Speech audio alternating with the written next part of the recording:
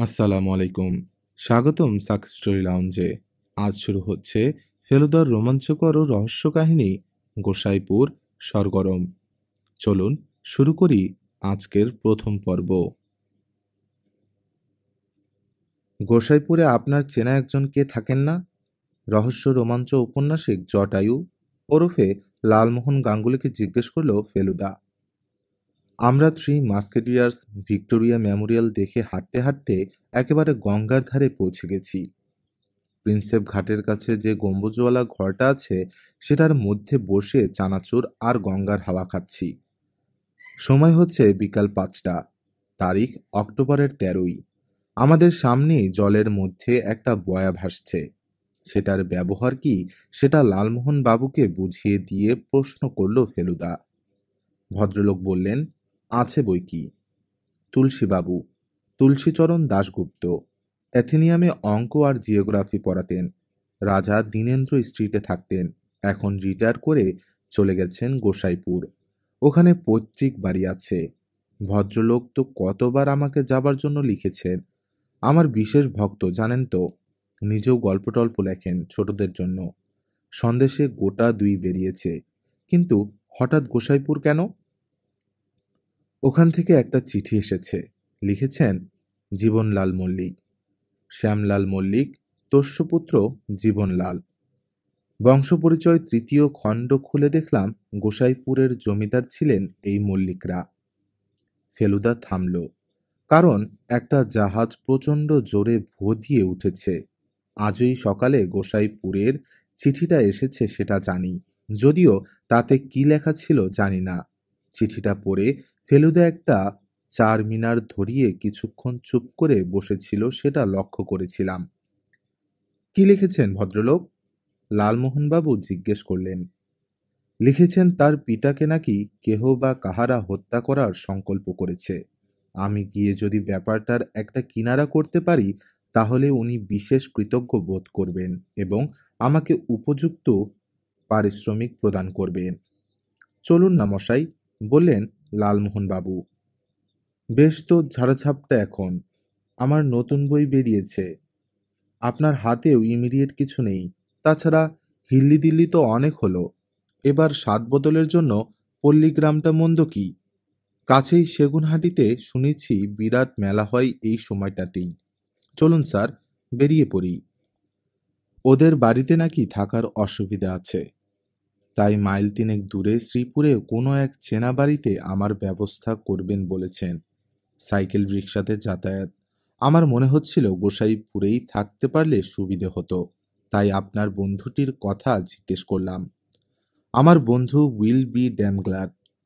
আর আপনি যাচ্ছেন শুনলে তো কথাই নেই। উনি আপনার দারুণ ভক্ত। আর কার কার ভক্ত সেটা জেনে নেই। লালমোহনবাবু এই খোঁচা দেওয়া প্রশ্নটাকেও সিরিয়াসলি নিয়ে বললেন, জগদীশ বোসের নাম করতে শুনেছি এককালে। বলতেন অত বড় মনীষী পৃথিবীতে নেই। আর গোবরবাবুর কাছে বোধ হয় ছেলেবেলা কুস্তি শিখেছে। আর আর ওই যথেষ্ট। গোসাইপুর যেতে গেলে কটোয়া জংশনে নেমে বাস ধরতে হয়। কটোয়া থেকে 7 মাইল, তার মানে বড়জোর আধ ঘন্টা। শ্যামলাল পোষ্যপুত্র জীবনলালকে ফেলুদা লিখে দিয়েছিল আমরা আসছি বলে, আর বলেছিল গোসাইপুরেই আমাদের থাকার বন্দোবস্ত হয়েছে। এদিকে তুলসীবাবু জটায়ুর চিঠি পাওয়া মাত্র উত্তর দেন। শুধু যে খুশি হয়েছেন তা নয়, লিখেছেন গোসাইপুর সাহিত্য সংঘ ফেলুদা আর লালমোহনবাবুকে একটা জয়েন্ট সংবর্ধনা দেবার আয়োজন করতে চায়। লালমোহনবাবুর একেবারেই আপত্তি ছিল না, কিন্তু ফেলুদা কথাটা শুনেই চোখ রাঙিয়ে বলল, দেশে ক্রাইম বন্ধ হয়ে গেলে গোয়েন্দাদের হাড়ি চড়ে না। কি অবস্থায় কাজ করছি সেটা বুঝতে পারছেন। এতে আমার সংবর্ধনার কি আছে মশাই? আর বলে দিন যে আমার পরিচয়টা দয়া করে যেন গোপন রাখেন, নইলে তদন্তের 12টা বেজে যাবে। লালমোহনবাবুকে বাধ্য হয়েই আদেশ পালন করতে হলো। তবে এটাও লিখলেন যে সংবর্ধনা নিতে ওর নিজের কোনো বাধা নেই। এই অনুষ্ঠানের কথা ভেবেই বোধ হয় উনি নীল সুতোয় চিকনের কাজ করা একটা মলমলের পাঞ্জাবি সঙ্গে নিলেন। তুলসীবাবু জানিয়ে রেখেছিলেন যে গোসাইপুর গ্রামে ঢোকবার মুখে যোগেদেশের মুদির দোকানে তিনি আমাদের জন্য অপেক্ষা করবেন। সেখান থেকে তার বাড়ি 10 মিনিটের হাঁটা পথ। কটোয়া থেকে বাস ধরে গোসাইপুর যাবার পথে একটা পালকি দেখে বেশ অবাক লাগলো। ফেলুদার লালমোহনবাবুও দেখলাম ঘাড় ফিরিয়ে কিছুক্ষণ দেখলো পালকিটাকে। কোন সেঞ্চুরিতে এসে পড়লাম মশাই? বললেন লালমোহনবাবু। গোসাইপুরে বিজলি পৌঁছেছে তো? এতটা অজপাড়া গা বলে তো আমার ধারণা ছিল না। বাসের কন্ডাক্টর যোগেশের দোকানের নাম জানে, তাকে বলা ছিল। ঠিক জায়গায় চেরা গলায় গোসাইপুর। গোসাইপুর বলে দুটো চিৎকার দিয়ে বাস থামিয়ে আমাদের নামিয়ে দিল। যে ভদ্রলোক লালমোহন বাবুর দিকে হাসি মুখে এগিয়ে এলেন, তিনি যে এককালে স্কুল মাস্টার ছিলেন সেটা আর বলে দিতে হয় না। ভদ্রলোকের হাতে তালপি মারা ছাতা, পায়ে ব্রাউন কেডস জুতো, চোখে চশমা, পরনে হাফ পাঞ্জাবি আর খাটো করে পরা ধুতি, আর বগলে একটা মান্ধাতার আমলের পুরনো ন্যাশনাল জিওগ্রাফিক ম্যাগাজিন। ফেলুদার সঙ্গে পরিচয় করিয়ে দিতে ভদ্রলোক হেসে চোখ টিপে বললেন, আপনার আদেশ পালন করেছি, কোনো চিন্তা নেই। আপনি হলেন ট্যুরিস্ট, হোল লাইফ কানাডায় কাটিয়েছেন, দেশে ফিরে পাড়াগাঁ দেখার শখ হয়েছে। ভাবলুম আপনি যদি তদন্তের ব্যাপারেই এসে থাকেন তাহলে তল্লাশির জন্য এখানে সেখানে ঘাপটি মারতে হতে পারে, কাজেই সেফ সাইডে থাকা ভালো। ট্যুরিস্টদের উগ্র কৌতূহল থাকে সেটা সকলেই জানে। আপনার বাড়িতে কানাডা সম্বন্ধে তথ্যওয়ালা বই আছে আশা করি। ফেলুদা হেসে বলল, কোনো চিন্তা নেই। আবার বললেন তুলসীবাবু। তারপর লালমোহন বাবুর দিকে ফিরে বললেন, আর গাঙ্গুলি ভাইয়া, তোমাকে কিন্তু একটু ঝক্কি পোয়াতে হচ্ছে। তরুগু অর্থাৎ শুক্রবার আমাদের নিউ প্রাইমারি স্কুলে একটা ফাংশন অ্যারেঞ্জ করেছি। সুরেশ চাকলাদার উকিল পৌরোহিত্য করবেন।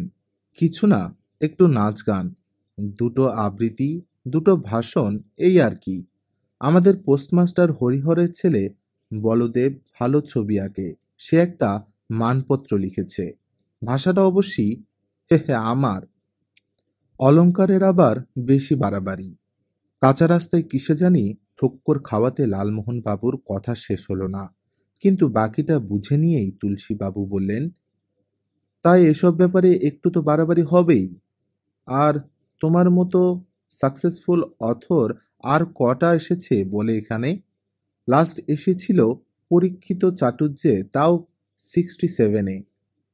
ফেলুদা বলল, আসবার পথে একটা পালকি দেখলাম। এদিকে এখনো পালকি ব্যবহারও হয় নাকি? শুধু পালকি? তুলসীবাবু ছাতার বাড়িতে একটা বাছুরকে পথ থেকে সরিয়ে বললেন, আপনি বিগত যুগের কোন জিনিসটা চান বলুন? পাইক বরকন্দাজ পাবেন, হুকর বাদার পাবেন, টানা পাখা পাবেন, লাম্পি ডিম পিলসুজ পাবেন। কিন্তু এখানে তো ইলেকট্রিসিটি আছে দেখছি। সব জায়গাতেই আছে, কেবল যেখানে সবচাইতে বেশি থাকার কথা সেখানেই নেই। কোথায় মশাই? লালমোহনবাবু প্রশ্ন করলেন। মল্লিকদের বাড়ি। আমরা তিনজনই অবাক হয়ে ভদ্রলোকের দিকে চাইলাম। মল্লিক মানে? শ্যামলাল মল্লিক? ফেলুদা জিজ্ঞেস করল। ওই একটি তো মল্লিক গোসাইপুরে, এখানকার জমিদার ছিলেন ওরা। দুর্লভ মল্লিকের নামে বাঘে গরুতে এক ঘাটে জল খেত। শ্যামলাল তার ছেলে। জমিদারি উচ্ছেদ হবার পর কলকাতায় গিয়ে প্লাস্টিকের ব্যবসা করে বিস্তর টাকা করছিল। একদিন অন্ধকারে হাতড়ে ঘরের সুইচ জ্বালতে গেছিল। সুইচ বোর্ডে একটা খোলা তার ছিল, তাতে হাত লেগে যায়। এসি কারেন্ট মশাই, হাত আটকে গিয়ে হুলস্থুল ব্যাপার। হাসপাতালে ছিল বেশ কিছুদিন। বেরিয়ে এসে ব্যবসার ছেলের হাতে তুলে দিয়ে গোসাইপুরে চলে আসে। এসেই ইলেকট্রিক কানেকশন কেটে দেয়। শুধু সে হলে না হয় তবু বোঝা যেত। সেই সঙ্গে বিংশ শতাব্দীর সব কিছু বাতিল করে দিয়েছে। চুরুট ছেড়ে গড়গড়া ধরেছে। ফাউন্টেন পেন ব্যবহার করে না, টুথব্রাশের বদলে দাঁতন। ইংরেজি বই যা ছিল বাড়িতে সব বেচে দিয়েছে। নিজের গাড়িটা বেচে দিয়েছে, তার জায়গায় পালকি হয়েছে। একটা পুরনো ভাঙ্গা পালকি বাড়িতেই ছিল। সেটাকে সরিয়ে নিয়েছে। তার জন্য 4টে বেহার বহাল হয়েছে। বিলিতি ওষুধ যা ছিল সব নর্দমায় ফেলে দিয়েছে। এখন অনলি কবিরাজি। ফাঁকতালে তারক কবিরাজের কপাল ফিরে গেছে। আরও কত কি যে করেছে তার হিসেব নেই। এখানে যখন এসেছেন তখন আলাপ হবে নিশ্চয়ই, তখন সব জানতে পারবেন। আলাপ না হয়ে উপায় নেই, বলল ফেলুদা। আমি এসেছি ওর ছেলের কাছ থেকে তলব পেয়ে। হ্যাঁ, তার ছেলে কদিন হলে এসেছে বটে, কিন্তু রহস্যটা কি? শ্যামলাল মল্লিককে খুন করার চেষ্টা চলেছে বলে কোনো খবর আপনার কানে এসেছে কি? তুলসীবাবু কথাটা শুনে বেশ অবাক হলেন। কই, তেমন কিছু শুনিনি। তা খুন করার কথাই যদি বলেন, তার জন্যে বাইরের লোকের দরকার কি? ঘরেই তো রয়েছে। কি রকম? ওই যিনি আপনাকে তলব দিয়েছেন, তার সঙ্গে বাপের তো বনিবনা নেই একদম। এখানে এলেই তো ঝগড়াঝাটি হয়। অবশ্যই আমি জীবনলালকে দোষ দিই না। ওরকম উদ্ভট খেয়াল যে বাপের, তাকে কোন ছেলে মানবে বলুন? জীবনলালকে তো এসে ওই বাড়িতেই থাকতে হয়। ওই ভূতের বাড়িতে মাথা ঠিক রাখা খুব মুশকিল। 1 বিঘে জমির উপর তুলসীবাবুর কোঠাবাড়ি। বললেন, বয়স নাকি প্রায় 100। বাপ ঠাকুরদা দুজনেই মুক্তারি করতেন। বাড়িটা ঠাকুরদাই বানিয়েছেন। তুলসীবাবুর স্ত্রী কলকাতায় মারা গেছেন। একটি মেয়ের বিয়ে হয়ে গেছে। তার স্বামী লোহালক্করের ব্যবসা করে আজিমগঞ্জে। 2 ছেলের একজনের সাইন পেন্টিংয়ের ব্যবসা আছে কলকাতায়, আরেকজন ওষুধের সেলসম্যান। এখানে তুলসীবাবু একাই থাকেন। তবে কি জানেন, পাড়াগাঁয়ে এক মনে হয় না। এখানে সবাই পরস্পরের খোঁজ খবর রাখে, রোজই দেখা হয়, মেলামেশাটা অনেক বেশি। বিকেল 4টে নাগাদ তুলসীবাবুর বাড়িতে পৌঁছে হাত মুখ ধুয়ে প্রথমেই চায়ের আয়োজন হলো। ফেলুদার সঙ্গে ভালো চা এনেছিল, কারণ ওই একটা ব্যাপারে ও সত্যিই খুঁতখুঁতে। অবশ্যই সে চা সকলেই খেলো, আর তার সঙ্গে চিড়ে নারকেল। জোগাড় যন্ত্র করল তুলসীবাবুর চাকর গঙ্গা। একতলার 2টো ঘরের একটাতে তুলসীবাবু নিচে থাকেন। দোতলার ছাদে একটা বড় ঘর, তাতে 3টে তক্তপোষ পেতে আমাদের জন্য বন্দোবস্ত করা হয়েছে। এ ঘর নাকি তুলসীবাবুর মেয়ে জামাই তাদের ছেলেপুলে নিয়ে বছরে একবার করে এসে থেকে যায়। চা খেতে খেতে ফেলুদা বলল, আমাকে কিন্তু একবার ওই বিজলিহীন বাড়িতে যেতে হবে জীবনবাবুর সঙ্গে দেখা করতে। ওকে লিখে জানিয়েছি যে 5:30 নাগাদ যাব। তুলসীবাবু বললেন, তা বেশ তো, আমি পৌঁছে দেখব। মল্লিক বাড়ি 5-7 মিনিটের পথ। তবে গাঙ্গুলি ভায়াকে আমি ছাড়ছি নে। আজ সন্ধ্যাবেলা কিছু লোক আসবে আমার এখানে। একটু সদালাপ করতে চান সাহিত্যিকের সঙ্গে। মিত্তির মশাই ঘণ্টাখানেকের মধ্যেই ফিরে আসবেন তো? কেন বলুন তো? একবার আত্মারাম বাবুর ওখানে আপনাকে নিয়ে যেতে চাই। উনি গোসাইপুরের একটি অ্যাট্রাকশন। আত্মারাম বাবু? আসল নাম অবশ্যই মৃগেন ভট্টাচার্য। আত্মা-টাত্মা নিয়ে চর্চা করেন, তাই এখানকার কয়েকজন নাম দিয়েছে আত্মারাম। আমি দিইনি কিন্তু। আমার ধারণা ভদ্রলোকের মধ্যে সত্যি আছে। আত্মা নিয়ে চর্চাটা যে কি সেটা আর জিজ্ঞেস করা হলো না, কারণ ঠিক তখনই আবার দেখতে পেলাম পালকিটাকে। আমরা বাইরের দাওয়ায় বসে চা চিড়ে খাচ্ছিলাম। সামনেই রাস্তা, আর সেই রাস্তা দিয়েই পালকিটা আসছে। এবার দেখতে পেলাম যে ভিতরে একজন লোক বসে আছেন। আরে, পালকিতে জীবনবাবু বলেই মনে হচ্ছে, বললেন তুলসীবাবু। ভিতরের ভদ্রলোক পালকির দরজা দিয়ে বাইরে উঁকি মারছিলেন। বেহারাগুলো ঠিক গল্পে যেরকম পড়া যায় সেইভাবে হুমহাম শব্দ করতে করতে এগোচ্ছিল। এমন সময় শব্দের সঙ্গে সঙ্গে পালকিটাও থেমে গেল। পালকিটা মাটিতে নামতেই তার ভিতর থেকে একজন বছর 35-এর ভদ্রলোক বেশ কষ্ট করে বাইরে বেরিয়ে আরো খানিকটা কষ্ট করে উঠে দাঁড়ালেন। সমস্ত ব্যাপারটা বেমানান, কারণ ভদ্রলোকের স্মার্ট কলিকাতা চেহারা, গায়ে বুশ শার্ট আর টেরিক্লিনের প্যান্ট। মিস্টার মিত্তির? ফেলুদার দিকে এগিয়ে এসে হাসি মুখে প্রশ্ন করল ভদ্রলোক। আগে হ্যাঁ, আমার নাম জীবনলাল মল্লিক।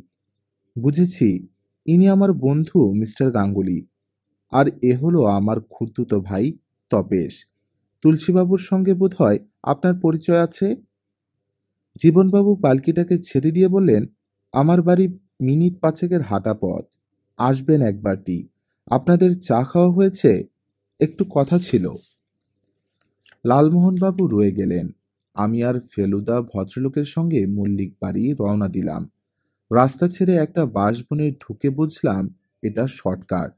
জীবনবাবু বললেন, কলকাতায় একটা টেলিফোন দরকার ছিল, তাই স্টেশনে যেতে হলো। পালকি ছাড়া গতি নেই বুঝি? জীবনবাবু ফেলুদার দিকে আর চোখে চেয়ে বললেন, আপনাকে তুলসীবাবু বলেছেন বুঝতে পারছি। হ্যাঁ, বলেছিলেন ইলেকট্রিকের শকের পরিণাম। পরিণামটা গোড়ায় এত ভয়াবহ ছিল না। আক্রোশটা ছিল শুধু ইলেকট্রিসিটির বিরুদ্ধে। এখন কি দাঁড়িয়েছে সেটা আমাদের বাড়ি গেলেই বুঝতে পারবেন। আপনি এখানে প্রায়ই আসেন? ২ মাসে একবার।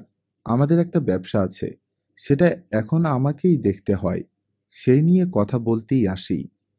তাহলে ব্যবসায় এখনো ইন্টারেস্ট আছে আপনার বাবার? মোটেই না, কিন্তু আমি সেটা চাই না। আমি আপ্রাণ চেষ্টা করে চলেছি যাতে উনি আবার স্বাভাবিক অবস্থায় ফিরে আসেন। কোনো আশা দেখছেন কি? এখনো না।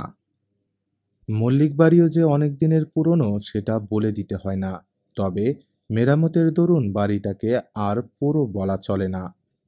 প্রাসাদ না হলেও অট্টালিকা নিশ্চয়ই বলা চলে এ বাড়িকে।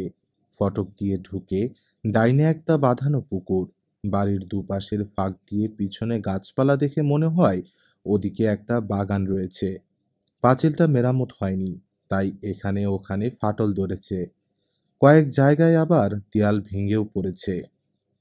ফটকে একজন দারোয়ান দেখলাম, যার হাতে সরকি আর ঢাল দেখে মনে হলো কোনো ঐতিহাসিক নাটকে নামার জন্য তৈরি হয়েছে।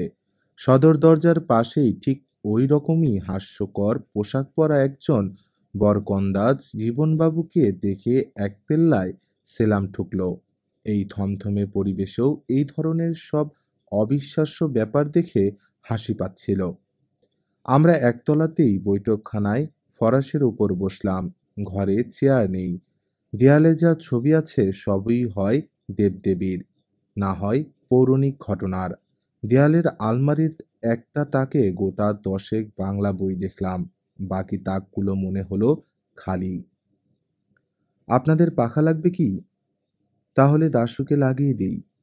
এতক্ষণ লক্ষ্য করিনি, এবার দেখলাম মাথার উপর ঝালরওয়ালা ডাবল মাদুর একটা কাঠের ডান্ডা থেকে ঝুলছে, আর ডান্ডাটা ঝুলছে সিলিংয়ে দুটো আংটা থেকে। ডান্ডা থেকে দড়ি বেরিয়ে বাঁদিকের একটা দরজার উপর দেয়াল ফুঁড়ে বারান্দায় চলে গেছে। এই হলো টানা পাখা, যেটা টানা হয় বারান্দা থেকে, আর হাওয়া হয় ঘরে। অক্টোবর মাস, সন্ধে হয়ে এসেছে, তাই গরম নেই। পাখার আর দরকার হলো না। এটা কি জানেন? জীবনবাবু আলমিরাটা খুলে তার থেকে একটা গামছা টাইপের চারকোনা কাপড় বার করে ফেলুদাকে দেখালেন। সেটার বিশেষত্ব এই যে তার এক কোণা কোড়ো দিয়ে বাঁধা রয়েছে একটা পাথরের টুকরো। গামছাটা হাতে নিয়ে ফেলুদার ভ্রু কুঁচকে গেল। সে পাথরের উল্টো দিকের কোণাটা হাতে নিয়ে গামছাটাকে বার কয়েক শূন্যে ঘুরিয়ে ফেলল। বলল, তোপসে, উঠে দাঁড়াতো। আমি দাঁড়ালাম, আর সেই সঙ্গে ফেলুদাও দাঁড়ালো আমার থেকে হাত তিনেক দূরে। তারপর গামছা হাওয়ায় ঘুরিয়ে হাতে ধরা অবস্থায় জাল ফেলার মতো করে আমার দিকে ছুড়ে দিল, আর সঙ্গে সঙ্গে পাথরের দিকটা আমার গলায় পেঁচিয়ে গেল। ঠগি, আমি বলে উঠলাম। ফেলুদাই বলেছিল এককালে আমাদের দেশে ঠগিদের দস্যুগিরির কথা। তারা ঠিক এইভাবে পথচারীদের গলায় ফাঁস দিয়ে হ্যাচকা টানে তাদের খুন করে সর্বস্ব লুট করে নিত। ফেলুদা অবশ্যই গামছা ধরে টান দেয়নি। সে তক্ষুনি পাঁচ খুলে নিয়ে ফরাসে বসে বলল, এ জিনিস আপনি কোথায় পেলেন? মাঝরাত্তিরে বাবার ঘরের জানালা দিয়ে ছুঁড়ে ফেলেছিল কেউ। কবে? আমি আসার কয়েকদিন আগে। এত পাহারা সত্ত্বেও এটা কি করে হয়? পাহারা? জীবনবাবু হেসে উঠলেন। পাহারা তো শুধু পোশাকের বাহারে মশাই। মানুষগুলো তো সব গেঁয়ো ভূত, কুঁড়ের হদ। আর তারাও তো বুঝতে পারে বাবুর ভীমরতি ধরেছে। কাজ যা করে সে তো শুধু নাম কাওয়াস্তে। নেহাত বাড়িতে ডাকাত পড়েনি তাই, নইলে বোঝা যেত কার কত দৌড়। এ বাড়িতে আর কে কে থাকেন জানতে পারি কি? বাবা ছাড়া আর আছেন আমার বিধবা ঠাকুমা। তিনি প্রাচীন আমলের লোক, তাই দিব্যি আছেন। তাছাড়া আছেন ভোলানাথ বাবু, একে বাজার সরকার বলতে পারেন। ম্যানেজার বলতে পারে। বাবার ফরমাইশ খাটা, দেখাশোনা করা সবই ইনি করেন। বাবার অসুখ বিসুখ হলে কবিরাজ রাখতে হয়, সেটিও ইনিই করেন। কোনো কাজে শহরে যাবার দরকার হলেও ইনি যান, ব্যাস। এছাড়া আর কেউ নেই। অবশ্যই চাকর আছে, একটি রান্নার লোক, দুটো দারোয়ান, এমনকি একটি চাকর। এরা বাড়িতেই থাকে। পালকির লোক আর পাংখাওয়ালা কাছেই গ্রাম থেকে আসে। এই ভোলানাথ বাবু কোথাকার লোক? কদিন আছেন? উনি এই গ্রামেরই লোক, আমাদের প্রজা ছিলেন। বাপ ঠাকুরদা চাষবাস করত। ভোলাবাবু নিজে স্কুলে পড়েছেন, বেশ বুদ্ধিমান ছেলে ছিলেন। এখন বয়স 60-এর কাছাকাছি। উনিই কি আপনার পিতামহ? ফেলুদা দেয়ালে একটা ছবি দেখিয়ে প্রশ্ন করল। বিরাট একজোড়া পাকানো গোঁফ নিয়ে এক জমিদার বা হাত শ্বেতপাথরের টেবিলের উপর রেখে ডান হাতে একটা রূপোয় বাঁধানো লাঠি ধরে চেয়ারে বসে আছেন। দেখলেই মনে হয় যাকে বলে দোর্দণ্ড প্রতাপ। হ্যাঁ, উনিই দুর্লভ সিংহ, যার নামে বাঘে গরুতে এক ঘাটে জল খেত।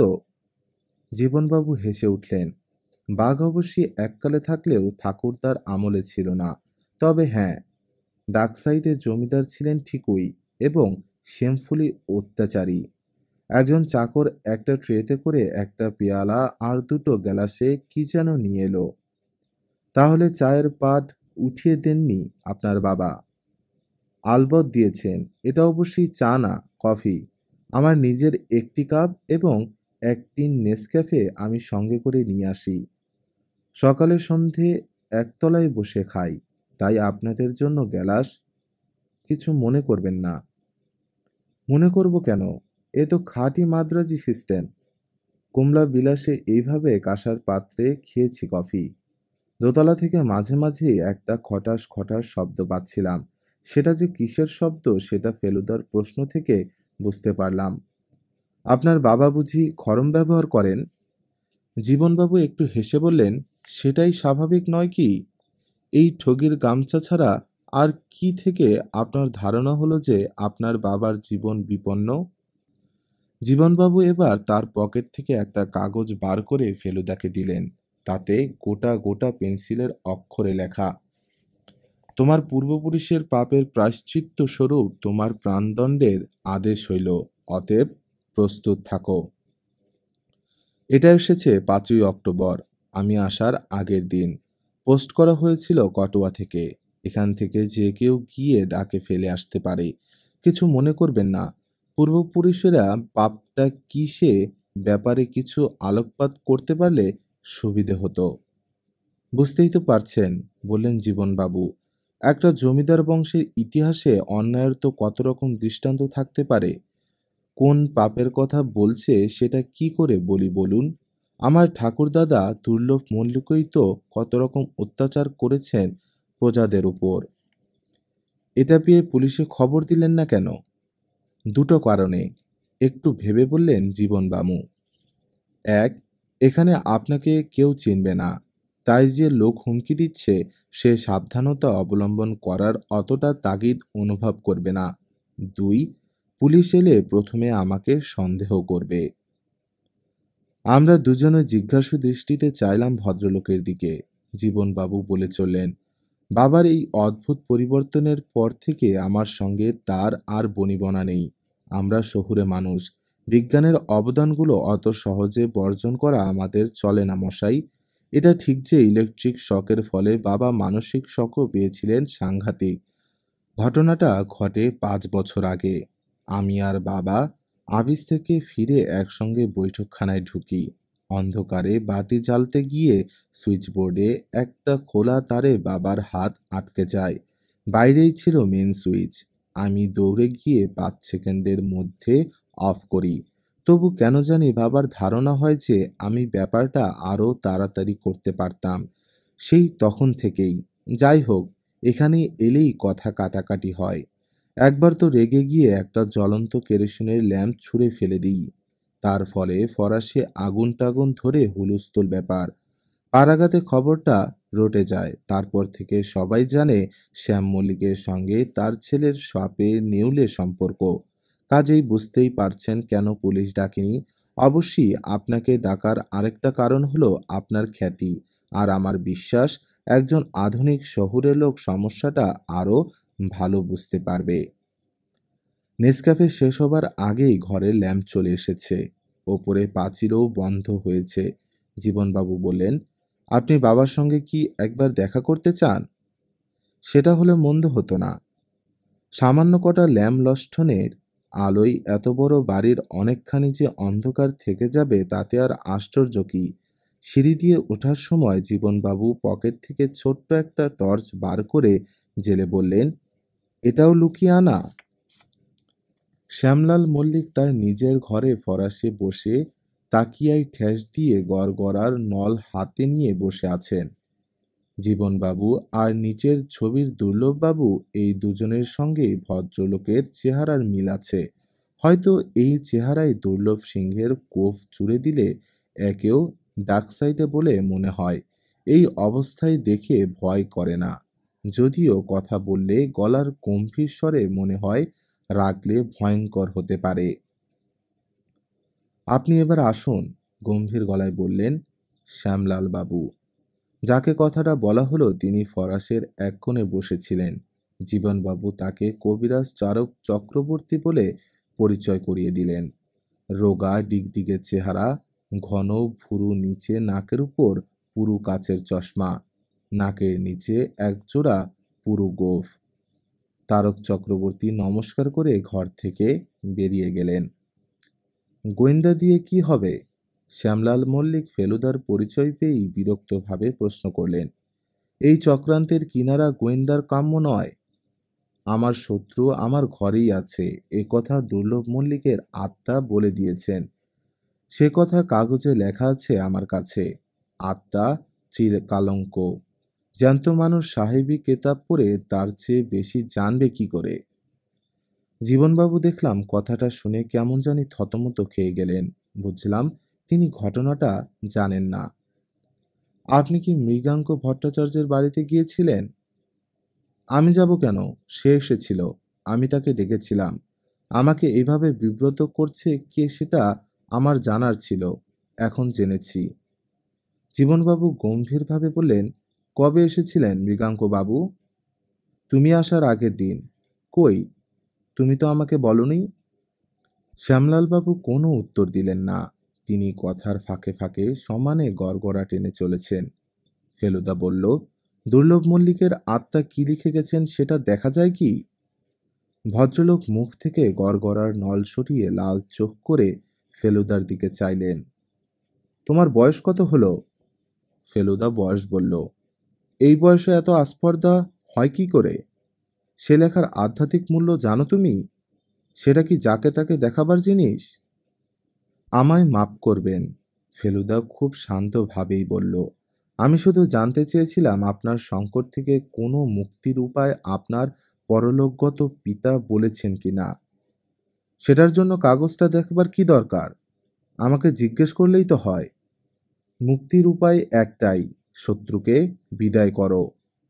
কয়েক মুহূর্ত সবাই চুপ। তারপর ধীর কণ্ঠে জীবনলাল বলেন, তুমি তাহলে আমায় চলে যেতে বলছো? আমি কি তোমাকে আসতে বলেছি কোনো দিন? জীবনবাবু দেখলাম ছাড়বার পাত্র নন। বললেন, বাবা, তুমি আমার চেয়ে ভোলানাথবাবুর উপর বেশি আস্থা রাখছ। বোধহয় তার পারিবারিক ইতিহাসটা তুমি ভুলে যাচ্ছ। ভোলানাথবাবু বাবা খাজনা দিতে দেরি করায় দুর্লভ মল্লিকের লোক গিয়ে তার ঘরে আগুন লাগিয়ে দিয়েছিল। আর মূর্খ, মল্লিক মশাই দাঁত খিচিয়ে বলে উঠলেন, ভোলানাথ তখন ছিল শিশু। ঘটনার 60 বছরে সে প্রতিশোধ নেবে আমাকে হত্যা করে। এমন কথা শুনলে লোকে হাসবে, সেটা বুঝতে পারছো না? আমরা আর বসলাম না। চলুন আপনাদের পৌঁছে দিয়ে আসি। বাইরে এসে বললেন জীবনবাবু, আপনারা শর্টকাট চিনে ফিরতে পারবেন না? ফটক থেকে বেরিয়ে এসে ভদ্রলোক বললেন, আপনাকে ডেকে এনে আমি ঝামেলার মধ্যে ফেলতে চাইনি। আপনাকে যেভাবে অপমানিত হতে হলো তার জন্য আমি অত্যন্ত লজ্জিত। গোয়েন্দাদের এসব ব্যাপারে লজ্জাবোধ থাকে না জীবনবাবু, বলল ফেলুদা। এখানে এসে আমার আদৌ আফসোস হচ্ছে না। এ নিয়ে আপনি চিন্তাই করবেন না। আমার কেবল আপনার সম্বন্ধেই ভাবনা হচ্ছে। একটা কথা আপনার বোঝা উচিত। হুমকির চিঠি পড়ে ভোলানাথ বাবুর কথা মনে হচ্ছে বলেই কিন্তু সন্দেহটা আরও বেশি করে আপনার উপর পড়ছে। কিন্তু গামছা আর চিঠি যখন আসে তখন তো আমি কলকাতায়, মিস্টার মিত্তির। ফেলুদা একটা ছোট্ট হাসি দিয়ে বলল, আপনার যে কোনো অনুচর নেই গোসাইপুরে সেটা কি করে জানবো জীবনবাবু? আপনিও আমাকে সন্দেহ করছেন? শুকনো ধরা গলায় প্রশ্ন করল জীবনবাবু। আমি এখনো কাউকেই সন্দেহ করছি না, কাউকেই নির্দোষ ভাবছি না। তবে একটা কথা আমি আপনাকে জিজ্ঞেস করতে চাই, ভোলানাথ বাবু কিরকম লোক? জীবনবাবু এক মুহূর্ত চুপ করে থেকে বললেন, অত্যন্ত বিশ্বস্ত। এটা স্বীকার না করে উপায় নেই। কিন্তু তাই বলেই কি আমার উপর সন্দেহ পড়বে? শেষ প্রশ্নটা মরিয়া হয়ে করলেন জীবনবাবু। ফেলুদা বলল, জীবনবাবু, এখন আমাকে সম্পূর্ণ নিরপেক্ষভাবে সমস্ত ব্যাপারটা দেখতে হবে। এছাড়া উপায় নেই। এবং আপনাকে ধৈর্য ধরতে হবে। এছাড়া আপনারও উপায় নেই। অপরাধীকে রক্ষা করার রাস্তা আমার জানা নেই, কিন্তু যে নির্দোষ তাকে আমি বাঁচাবই। এতে জীবনবাবু আশ্বস্ত হলেন কিনা সেটা অন্ধকারে তার মুখ না দেখে বোঝা গেল না। বাঁশবনটা ফুরিয়ে আসার মুখে ফেলুদা একটা প্রশ্ন করল জীবনবাবুকে, আপনার বাবা তো খড়ম ব্যবহার করেন, খালি পায়ে হাঁটাহাঁটি করেন কি কখনো বাড়ির বাইরে? বাড়ির ভিতরেই করেন না কখনো, তো বাড়ির বাইরে? এটা অবশ্যই নতুন কিছু নয়, চিরকালের ব্যাপার। পায়ের তলায় যেন মাটি দেখলাম, তাই জিজ্ঞেস করছি। আর একটা কথা, উনি মশারি ব্যবহার করেন না? নিশ্চয়ই, এখানে সবাই করে, করতেই হয়। কেন বলুন তো? আপনি বোধহয় ল্যাম্পের আলোয় ঠিক বুঝতে পারেননি। ওর সবঙ্গে অসংখ্য মশার কামড়ের চিহ্ন। তাই বুঝি? বুঝলাম জীবনবাবু খেয়াল করেনি। সত্যি বলতে কি, আমিও করিনি। কিন্তু বাবা তো মশারি ব্যবহার করেন। মশারি তো সাহেবদের জিনিস না। এতে আপত্তির কি আছে? তাহলে বোধহয় ফুটো আছে। একটু দেখবেন তো। তুলসীবাবু আর জটায়ু আমাদের জন্য অপেক্ষা করছিলেন। এতক্ষণে ইলেকট্রিক লাইটে এসে যেন হাঁপ ছেড়ে বাঁচলাম।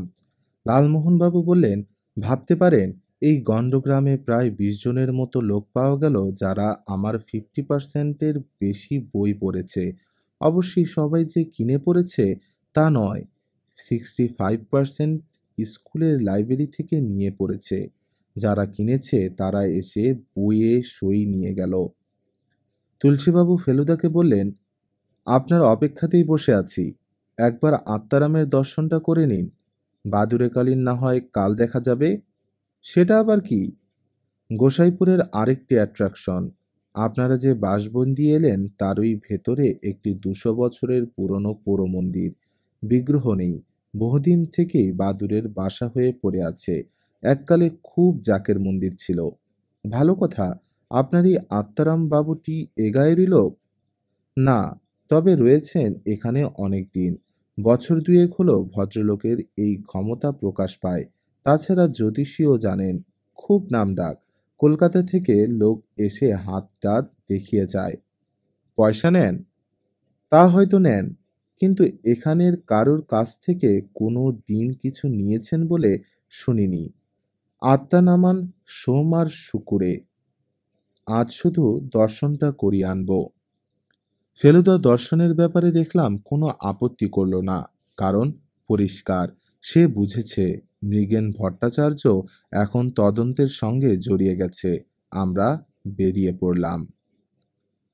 বাইরে গাছপালার ফাঁক দিয়ে এ বাড়ি ও বাড়ির বিজলি আলো দেখা গেলেও অন্ধকারটা বেশ জমজমাট। চাঁদ এখনো ওঠেনি। ঝিঝি পেঁচা, শিয়াল সব মিলিয়ে মনে হচ্ছিল এখানে শ্যাম মল্লিকের পালকি আর কেরোসিন ল্যাম্পই মানায় বেশি। লালমোহন বাবু বললেন, এর চেয়ে রহস্যময় আর রোমাঞ্চকর পরিবেশ তিনি আর দেখেননি। বললেন, যে উপন্যাসটার ছক কেটেছি সেটা গুয়াটেমালায় ফেলবো ভাবছিলুম, এখন দেখছি গোসাইপুর প্রেফারেবল। তাও তো ঠগির ফাঁসটা দেখেননি, তাহলে বুঝতেন রোমাঞ্চ কাকে বলে। সে কি ব্যাপার মশাই? ফেলুদা সংক্ষেপে ঘটনাটা বলল, হুমকির চিঠির কথাটাও বলল। তুলসীবাবু মন্তব্য করলেন, মৃগেন ভট্টাচার্য যদি আত্মা আনিয়ে ওই কথাই বলে থাকে যে মল্লিক বাড়িতেই রয়েছেন শ্যাম মল্লিকের শত্রু, তাহলে সেটা মানতেই হবে। আপনার সারা গা চষে বেড়ানোর কোনো দরকার নেই। আমি মনে মনে বললাম, তুলসীবাবুর ভক্তির পাত্রের মধ্যে আরেকজন লোক পাওয়া গেল, আত্মারাম মৃগেন ভট্টাচার্য। মৃগেনবাবুর বাড়িতেও দেখলাম ইলেকট্রিসিটি নেই, বোধহয় আবছা আলোয় আত্মা সহজে নামে তাই। ভদ্রলোকের চেহারাটা বেশ চোখে পড়ার মতো, দেখে বয়স বোঝার উপায় নেই। পাতলা চুলে পাক ধরেনি, যদিও চোখের কোলে আর থুতনির নিচে চামড়ার কুঁচকে গেছে। নাক, চোখ, কপাল, পাতলা ঠোঁট, গায়ের রং সবই একেবারে কাশির টোলের পণ্ডিতের মতো, মানে যাকে বলে মাক মারা বামুন। পায়ের গুলি দেখে মনে হলো ভদ্রলোক এখন না হলেও এককালে প্রচুর হেঁটেছেন। বিজলি না থাকলেও এখানে চেয়ার টেবিলের অভাব নেই। ভট্টাচার্য মশাই নিজে তক্তপোষে বসে আছেন। সামনে তিনটে টিনের আর একটা কাঠের চেয়ার ছাড়া দুপাশে দুটো বেঞ্চ রয়েছে। ডান দিকের বেঞ্চিতে একজন বছর 25-এর ছেলে বসে একটা পুরনো বাজির মতো পাতা উল্টাচ্ছে। পরে জেনেছিলাম ও মৃগেনবাবুর ভাগ্নে নিত্যানন্দ, আত্মা নামানোর ব্যাপারে মামাকে সাহায্য করে। তুলসীবাবু ভট্টাচার্য মশাইকে টিপ করে একটা প্রণাম করে আমাদের দিকে দেখিয়ে বলেন, কলকাতা থেকে এলেন এরা, আমার বন্ধু, নিয়ে এলাম আপনার কাছে। গোসাইপুর কাকে নিয়ে গর্ব করে সেটা এদের জানানো উচিত নয় কি? মৃগাঙ্কবাবু ঘাড় তুলে আমাদের দেখে চেয়ারের দিকে দেখিয়ে দিলেন। আমরা তিনজনে বসলাম, তুলসীবাবু দাঁড়িয়ে রইলেন। মৃগাঙ্কবাবু হঠাৎ টান হয়ে পদ্মাসন করে বসে মিনিট খানেক চোখ বুজে চুপ করে রইলেন। তারপর সেই অবস্থাতেই বললেন, সন্ধ্যার শশী বন্ধুটি কোনজন? আমরা সবাই চুপ। ফেলুদার চোখ কুঁচকে গেছে। লালমোহন বাবু বললেন, আগে ওই নামে তো কেউ। তুলসীবাবু ঠোঁটে আঙ্গুল দিয়ে তাকে থামিয়ে দিলেন। প্রদোষচন্দ্র মিত্র আমার নাম, হঠাৎ বলে উঠল ফেলুদা। সত্যিই তো, প্রদোষ মানে সন্ধ্যা, চন্দ্র হলো শশী, আর মিত্র হলো বন্ধু। ভট্টাচার্য মশাই চোখ খুলে ফেলুদার দিকে মুখ ঘোরালেন। তুলসীবাবু দেখি বেশ গর্ব গর্ব ভাব করে ফেলুদার দিকে চেয়ে আছেন। বুঝলে তুলসীচরণ, বললেন ভট্টাচার্য মশাই, কিছুদিন পরে আর আত্মার প্রয়োজন হবে না। আমার নিজের মধ্যেই ক্রমে ত্রিকাল দর্শনের শক্তি জাগছে বলে অনুভব হচ্ছে। অবশ্যই আরো কয়েক বছর লাগবে। ওর পেশাটা কি বলুন তো? তুলসীবাবু ফেলুদার দিকে দেখিয়ে প্রশ্নটা করলেন। ইতিমধ্যে একজন বাইরের লোক এসে ঢুকেছে। তার সামনে ফেলুদা যে গোয়েন্দা, এই খবরটা বেরিয়ে পড়লে মোটেই ভালো হবে না। সেটা আর বলার দরকার নেই, বলল ফেলুদা। তুলসীবাবুও নিজের অসাবধানতার ব্যাপারটা বুঝে ফেলে জিভ কেটে কথা ঘুরিয়ে বললেন, শুক্রবার আরেকবার আপনার এখানে নিয়ে আসবো ওদের। আজ কেবল দর্শনটা করিয়ে গেলাম। মৃগাঙ্কবাবুর চোখ এখনো ফেলুদার দিকে। একটু হেসে বললেন, সূক্ষ্ম শাল শস্যের কাজে এসেছেন আপনি। এ কথা বললে আপনি ছাড়া আর কেউ বুঝবে কি? আপনি অকারণে বিচলিত হচ্ছেন। ভদ্রলোকের কাছ থেকে বিদায় নিয়ে বাইরে এসে ফেলুদা বলল, চতুর লোক, এর পসার জমবে না তো কার জমবে? সূক্ষ্ম শাল শস্য কি মশাই? লালমোহনবাবু জিজ্ঞেস করলেন। সন্ধ্যার শশী বন্ধু তো তাও অনেক কষ্টে বুঝলাম, তাও আপনি নিজের নামটা বললেন বলে। সূক্ষ্ম হলো অনু, শাল হলো দস্ত, স হলো শন, আর শস্য হলো ধান।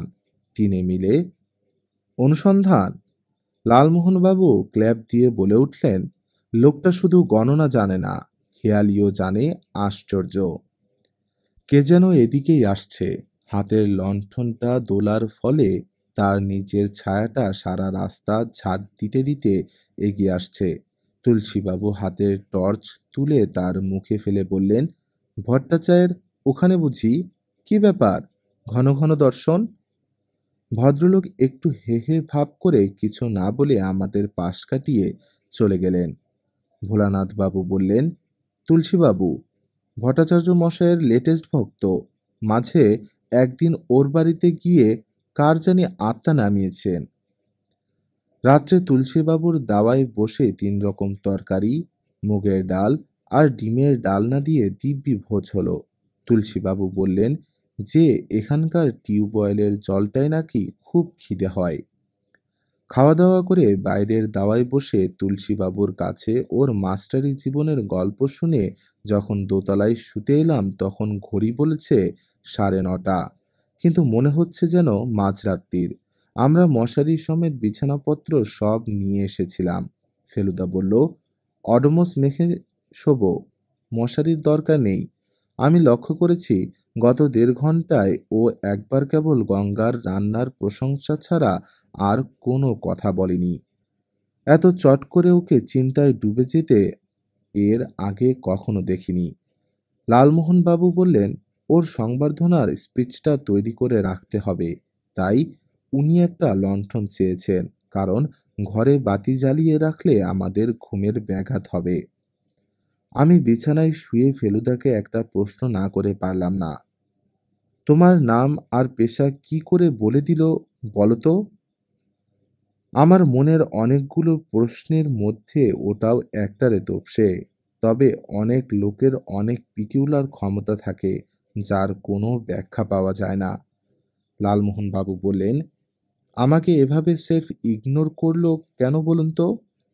সারা গায়ের লোক আপনাকে অভ্যর্থনা দিতে চলেছে, আর একটি লোক আপনার নামে হেয়ালি বাঁধল না বলে আপনি মুষড়ে পড়লেন। তাহলে বোধহয় আমার নাম থেকে হেয়ালি হয় না তাই। ফেলুদা দুটো ধোয়ার রিং ছেড়ে বলল, রক্তবরণ মুগ্ধকরণ নদী পাশে যাহা বিধিলে মরণ। কেমন হলো? কিরকম কিরকম বলে উঠলেন লালমোহনবাবু। ফেলুদা এত ফস করে ছড়াটা বলেছে যে দুজনের কেউই ঠিকমতো ধরতে পারেনি। ফেলুদা আবার বলল, রক্তবরণ মুগ্ধকরণ নদী পাশে যাহা বিধিলে মরণ। দাঁড়ান দাঁড়ান, রক্তবরণ লাল আর মুগ্ধকরণ?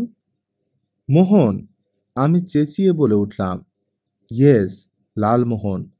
কিন্তু গাঙ্গুলি? ওহে, নদী হলো গাং, আর গুলি বিঁধলে মরণ। ও, ব্রিলিয়ান্ট মশাই! কি করে যে আপনার মাথায় এত আসে জানি না। আপনি থাকতে সংবর্ধনাটা আমাকে দেওয়ার কোনো মানেই হয় না। ভালো কথা, স্পিচটা তৈরি হলে একটু দেখে দেবেন তো। শুনছিলেন গোসাইপুর সরগরম এর প্রথম পর্ব। রহস্য এখনো ঘন, কিন্তু ফেলুদার চোখে ধোকা যায় না। পরের পর্বে জানব এই মামলার জট খুলবে নাকি আরও জটিল হবে। কমেন্টে জানিয়ে দিন কেমন লাগলো আজকের পর্বটি, আর সাবস্ক্রাইব করে রাখুন সাকিব স্টোরি লাউঞ্জে, যেন কিছু মিস না হয়। এই ছিল। ধন্যবাদ সবাইকে। সুস্থ থাকুন, সচেতন থাকুন আর গল্পে থাকুন।